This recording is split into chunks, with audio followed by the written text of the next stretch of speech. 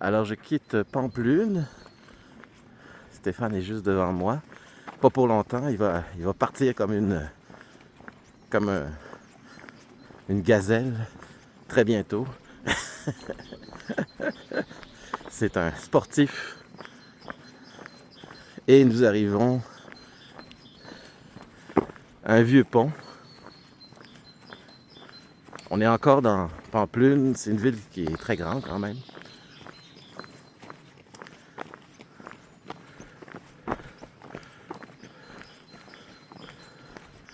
Et on suit, vous voyez, des signes.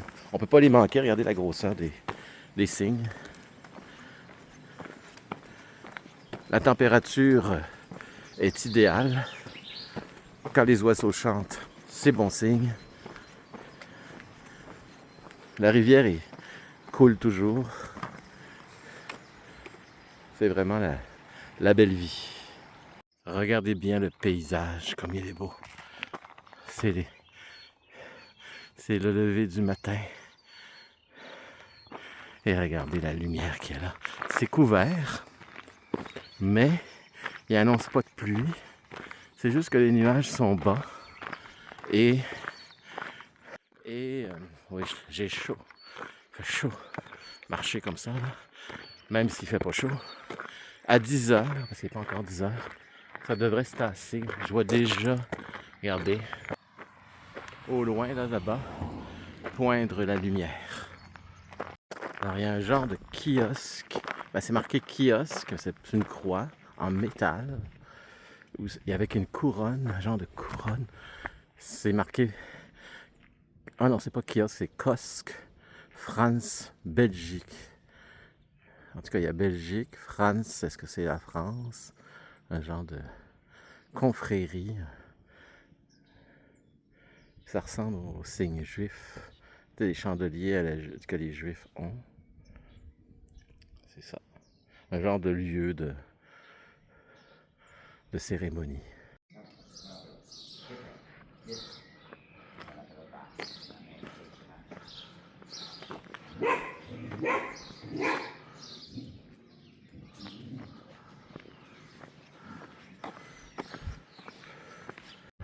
Alors là, on est à 260 mètres sur la colline du Pardon. On va voir la fameuse sculpture célèbre du chemin. Quand on pense au chemin, il y a souvent cette sculpture-là qui est là. Et donc c'est Alto del Pardon. Alors c'est la sculpture de Vicente Galbelte qui date de 1996, qui représente une caravane de pèlerins de toutes les générations. Alors c'est ça, sauf que la vue en arrière, elle est bouchée.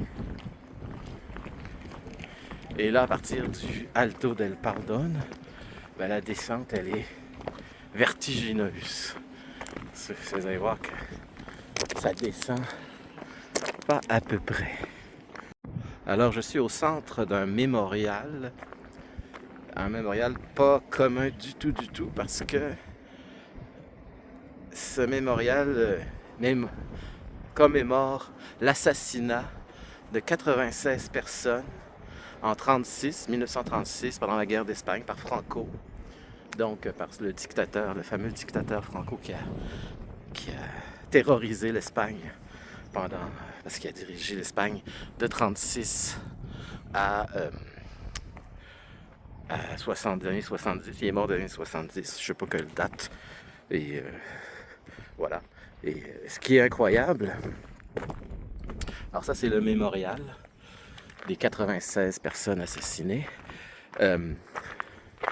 Ce qui est incroyable, c'est qu'encore aujourd'hui, en 2026, les Espagnols, les franquistes, comme on dit, vénèrent encore, parce qu'il y a une tombe.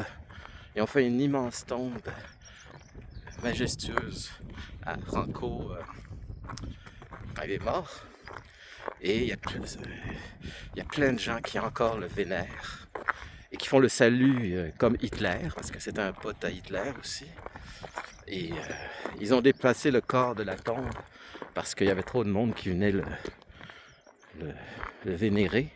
Mais c'est vraiment un dictateur que des gens, encore aujourd'hui, c'est comme si les Allemands encore, ben, il y en a encore évidemment, mais en Espagne c'est très court, c'est encore plus court, hein, ils se cachent pas. En Allemagne, je pense qu'ils sont plus discrets. C'est ça, ils ont des professions, pas des colonnes de vénération de ce personnage-là qui était horrible. Alors je vous avais dit que c'était une pente très abrupte. Ben, depuis la dernière fois, c'est extraordinaire ce que les Espagnols peuvent faire pour le chemin. Ils ont fait un sacré boulot. Ils ont remblayé. Avant, il y avait des grosses roches qui déboulaient. C'était très dangereux. Alors, probablement qu'il y a eu des blessés. Alors, ils ont tout remblayé. Ils ont nivelé la route. Donc, elle est beaucoup moins pentue. C'est vraiment différent de ce que j'ai connu la dernière fois et les fois précédentes. Comme je vous disais, c'est la 5e fois que je fais ce chemin-là. Donc, les 4 fois précédentes étaient casse-gueule. Parce que c'était très en pente et il y avait des grosses roches. Alors, je sais que je vais être très fatigant là-dessus, mais pour nous, les YouTubers, c'est très, très important. C'est de vous abonner. Alors, on vous dit à chaque émission de vous abonner en bas à droite de l'écran. Vous avez le bouton abonnement et comme je l'expliquais précédemment, c'est très important pour nous les YouTubers. C'est la seule façon d'avoir un genre de feedback de notre retour sur notre travail qui est bénévole, comme vous le savez bien.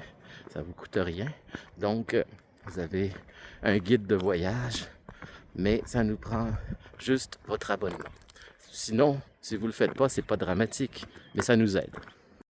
Je suis au bar Camino del Pardon à, dans le village de Uterga, c'est ça, Uterga. Et je suis à 7 km à peu près, 6-7 km de Punta de la Reina, qui est mon étape finale. Alors, je me suis substanté ici avec un autre tortilla, mais cette fois-ci, au lieu d'être nature, c'était une tortilla au jambon fromage. Un petit délice. Je suis dans le village d'Obanos, à la place de l'église. Et il y a une très belle arche, vous allez voir. Je vais vous montrer ça. Ça vaut le détour. Les habitants d'Obanos sortent de l'église, de la messe. Et il y a même un puits sur la place. C'est très joli. Et l'arche en question, vous voyez, c'est juste devant moi. Là. On va passer à travers. Ça fait partie du chemin.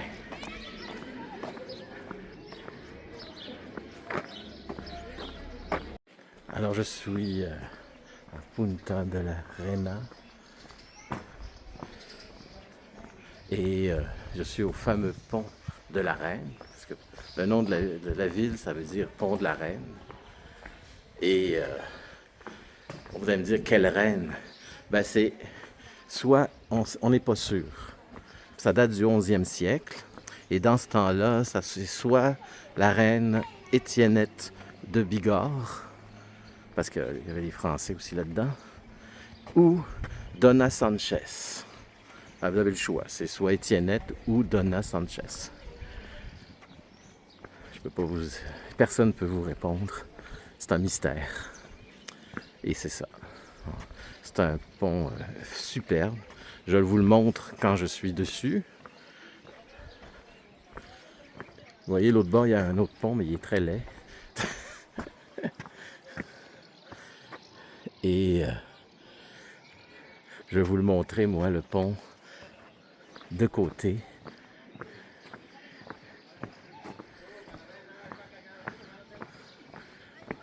Alors voici les piliers du pont. On voit très bien le pont sur l'Arga, la rivière qui l'enjambe.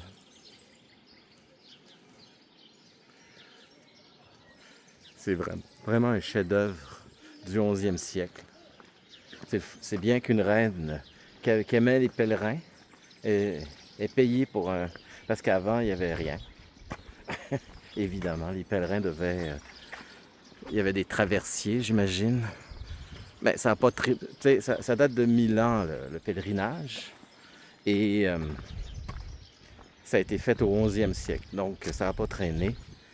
100 ans plus tard, ils ont construit ce pont-là magistral. Regardez comme c'est beau. Et c'est ce qui donne le nom de la ville. Le pont de la Reine. Puente de la Reina. Soit Étiennette ou Donna Sanchez. Alors nous sommes à table, moi et Stéphane, on attend nos plats, on a commandé de la pieuvre, des bravas, des patatas bravas et une assiette de jambon, fromage. On va piger là-dedans et on vous montrera ça tout de suite après, là on attend, avec la bière évidemment, et on vous montrera ça tout un instant. Puis je vais juste poser la question à Stéphane, sa journée, qu'est-ce qu'il a aimé le plus? Attends, peux-tu le redire? Peut-être que ça n'a pas... J'ai aimé les couleurs, le jaune, il y avait c'est quoi ce qui poussait? C'est de la plante qui poussait, là, mais je sais pas, j'ai aimé beaucoup les couleurs aujourd'hui. Tu as vu des oliviers aussi. Oui, ce qu'on voit jamais d'ailleurs. Mais c'est ça, il y avait du jaune partout, j'ai été impressionné. D'abord, ça va faire des belles photos. Ah, ok. Pour ça, j'ai aimé beaucoup la couleur. Puis la chaleur. Ah, ouais, oui, la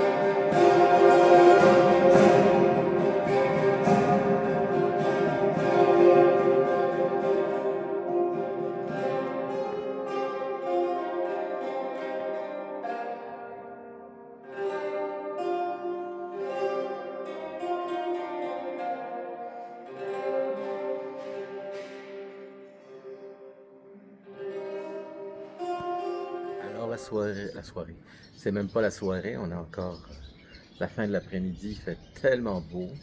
Alors je vais vous dire bye bye. Demain, prochaine vidéo, c'est Puenta, la ville où je suis là, Puenta de la Reina, et on s'en va à Estella. Alors c'est ça, Estella, ça veut dire étoile, et on va voir ça, on va découvrir ça ensemble.